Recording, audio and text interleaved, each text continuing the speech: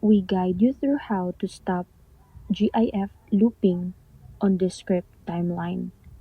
So first, open your Descript project and locate the GIF you want to edit in your timeline. Click on the GIF to select, then check the Properties or Settings panel on the right side of the screen.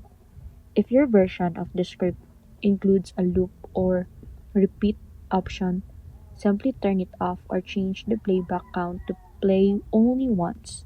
If you don't see a loop settings, the GIF is likely designed to loop continuously by default.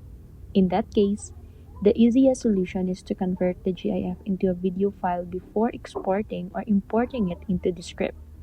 You can use any online GIF to MP3 or MP4 converter, save the converted file, then replace the original GIF on your timeline with a new video version.